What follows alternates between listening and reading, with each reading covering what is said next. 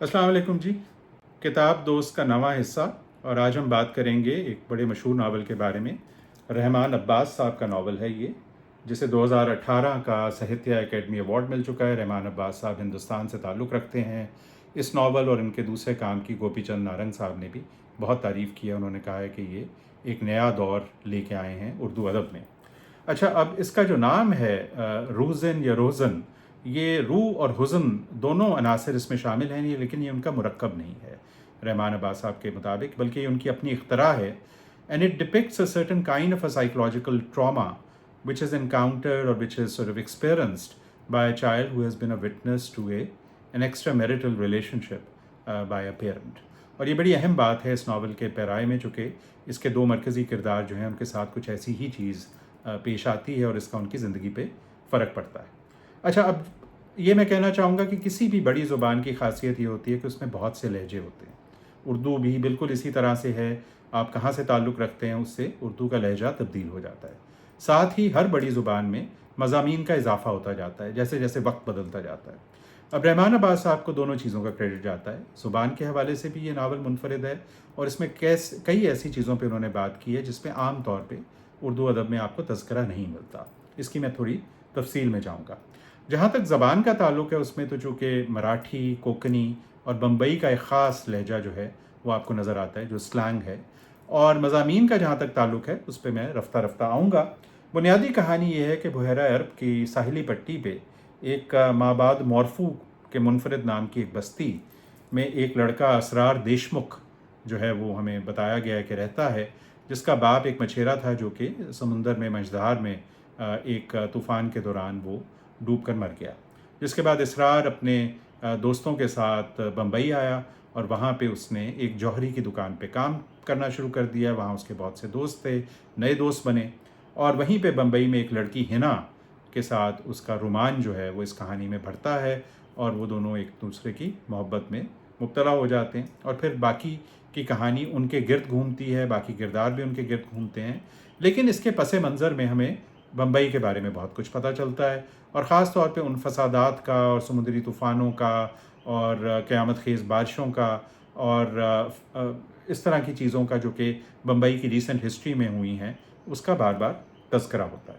अच्छा, अब मैं ये बताना चाहूँगा कि ये नावल इस लिहाज से भी मुनफरिद है कि इसमें हकीकत निगारी तो है ही और ख़ास तौर पे बम्बई की डिस्क्रिप्शन जो उसका बयान है और जो जुज़वियात निगारी है वो बहुत मुतासिर कुन है। बारिशों का, समुद्री तूफ़ानों का, तुग़यानी का, साहिली इलाकों पे फैलती हुई तबाही का, इनकी जो मंज़र निगारी है वो बहुत मुतासिर कुन है। लेकिन इसमें कई जगह सरियलिज़म और मैजिकल रियलिज़म का इस्तेमाल किया गया है। इसमें जो देवमलाई कहानियाँ हैं हिंदू मज़हब की, उनका भी ज़िक्र है और जो ऑकल्ट साइंसेस हैं इस्लामिक सिविलाइजेशन की, उनका भी ज़िक्र है। इसमें देवियों और देवताओं का भी बहुत ज़िक्र आता है और फ़रिश्तों का और जन्नात का भी ज़िक्र आता है और एक ऐसी दुनिया इन पैरेलल जो है मुत्तसिल हकीकी ज़िंदगी के साथ बस रही है जिनमें लगता है कि इनका आपस में भी कोई राब्ता है और कोई मेल जोल है और एक हद तक इंसानी ज़िंदगी के ऊपर ये कोई कुदरत भी रखते हैं और एक हद तक डेस्टिनी, फेट या जो किस्मत है उसके आगे इनका हाथ भी नहीं चलता। कई हद तक ये पेशीन गोइयाँ भी कर सकते हैं कि क्या आफात आएंगी। सो इसका काफ़ी तज़किरा इसमें है और ये कॉम्प्लेक्स पेचीदा तरीके से है जो पढ़ने में तो बहुत दिलचस्प है, लेकिन ये इंसान से ये चीज़ मांगता है कि इसके बारे में ज़रा गहराई में सोचा जाए। आपको अगर मैं एक मिसाल दूँ तो इसमें एक जगह पे जिस तरह से इसका तज़किरा हुआ है, कब्रिस्तान के गेट के पास एक जिन कोई वजीफ़ा पढ़ रहा था। उसको हिना का जुमला अच्छा लगा तो उसने कहा, हाँ, हैरान हूँ।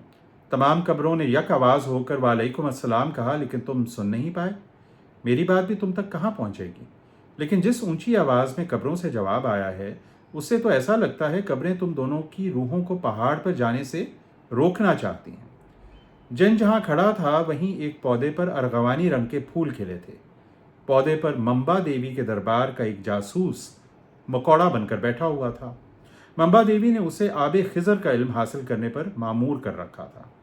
इस जासूस को मंबा फरिश्ता फ़िरका मोतज़िला कहकर पुकारा करती थी और मोतज़िला जानता था कि चंद हफ्तों बाद मंबा देवी इस मंज़र के बारे में उससे इस्तफसार करेगी। معتزلہ نے اس منظر کو اپنی یادداشت میں محفوظ کر لیا۔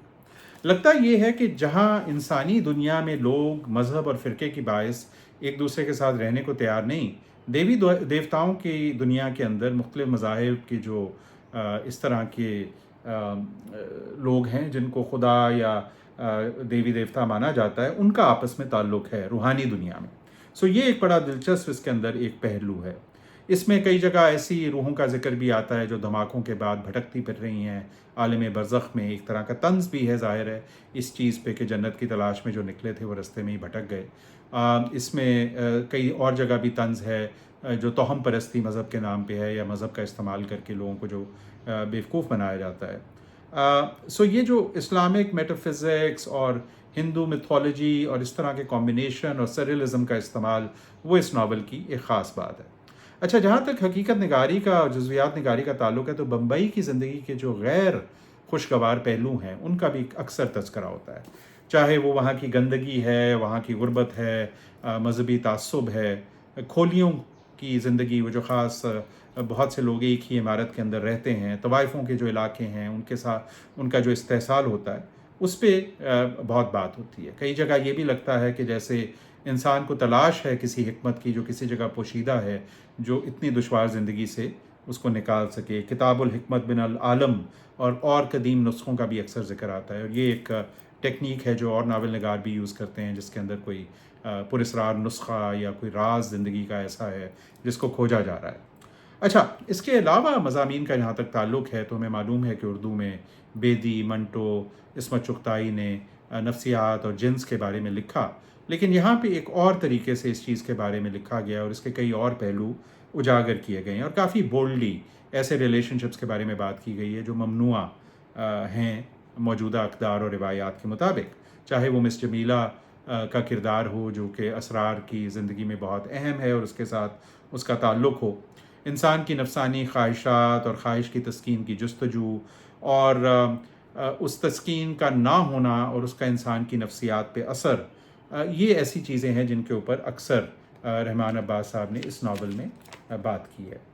اچھا، ایک بات جو مجھے اس میں اور نظر آئی وہ یہ تھی کہ جہاں تک دھماکوں کا اور مختلف دہشت گردوں کا بھی، اجمل قصاب کا دوسرے لوگوں کا نام بھی آتا ہے جو کہ سیاسی طور پہ یا تاریخی طور پہ ہمیں پتہ ہے کہ اس خطے کے ساتھ ان کا کیا کردار رہا ہے، لیکن بہت زیادہ اس چیز کے اوپر بات نہیں کی گئی کہ کیا وجوہات اور وہ زمینی حقائق تھے جس کی بنیاد کے اوپر یہ تشدد ہوا اور لوگوں کے اندر نفرت پھیلی، اور سرکار کا جو کئی دفعہ پہ ایک طرح کا تعصب تھا کچھ لوگوں کے بارے میں یا کچھ مذہب سے تعلق رکھنے والے لوگوں کے بارے میں، اور اس مذہب کے اندر انتہا پسندی کا جو رجحان تھا اس کے بارے میں تو بات ہوئی ہے، لیکن اب بہت زیادہ اس چیز کے مزید گہرائی میں نہیں رحمان صاحب گئے۔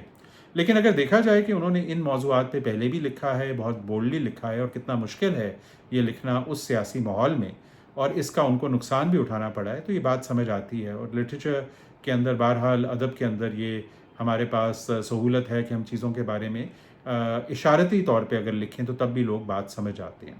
بنیادی جو مقصد ان کا کہنے کا یہی ہے کہ انسانوں کو مل جل کے رہنا چاہیے، اور اگر مذہب کی بنیاد پہ آپ نفرت پھیلاتے ہیں اور لوگوں کو علیحدہ کرتے ہیں تو اس سے صرف تشدد اور خون ریزی اور دکھ اور غم ہی پھیلتا ہے معاشرے میں، اور کچھ نہیں۔ میٹا فزکس کے اندر ان کی جو ایک دلچسپی ہے وہ اور بھی کئی جگہ نظر آتی ہے، جو صرف ہندو میتھولوجی اور ممبا دیوی کا ذکر گارڈین اسپرٹ کے طور پہ بمبئی کا، اس کے علاوہ بھی زرویسٹرنزم، سومیرینزم کی ڈیٹیز کا یہاں پہ کافی ذکر ہے جو میرے لیے کافی دلچسپ تھا، اور پھر اس کے ساتھ ساتھ ایک طرح کی فلسفیانہ اسپیکولیشن بھی ہے۔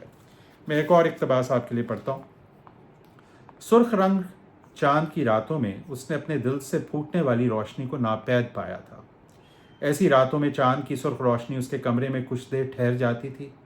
کئی دفعہ جاگنے کے مختصر وقفے میں اس نے یہ بھی محسوس کیا تھا کہ اس کا کمرہ کائنات میں بھٹکتا ہوا ایک سیاہ شگاف ہے جس کے آس پاس کوئی دوسرا کمرہ نہیں ہے۔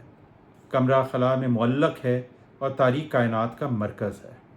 اور بھی یہ اقتباس کافی دلچسپ ہے، لیکن چونکہ وقت کی کمی ہے اس سے مجھے فرناندو پیسوا کا دی بک آف ڈسکوائٹ کا بھی بہت خیال آیا۔ سو اس طرح کی فلسافیکل اسپیکولیشنز بہت دلچسپ ہیں جو اس ناول میں ہیں. اچھا، ایک حصہ جس نے مجھے اتنا متاثر نہیں کیا وہ یوسف میمن عطار کا کردار جو کہ حنا کا والد ہے، اور اس کا رشتہ ابو راشد ابن علی انحراف اور اس کی بیوی ایمل کے ساتھ، اور اس ضمن میں پھر بہت سے جو واقعات اور ہوتے ہیں. وہاں پہ مجھے لگا کہ جو رجسٹر یوز کیا گیا ہے وہ ایک ڈائجسٹ کی جس طرح سے کہانی ہوتی تھی اس طرح کی اس میں سنسنی خیزی اور تھوڑی سی غیر حقیقت پسندانہ وہ مجھے لگی، چونکہ ان میں طبقاتی اور تعلیم کا اتنا فرق ہے کہ ان کا آپس کا رشتہ جو بنایا گیا دکھایا گیا مجھے وہ تھوڑا قابل یقین نہیں لگا. لیکن ان کرداروں کے تھرو جو کچھ تھیمز یا کچھ مضامین یا کچھ پہلو انسانی زندگی کے وہ ہمارے سامنے لے کے آتے ہیں وہ بہت دلچسپ ہیں.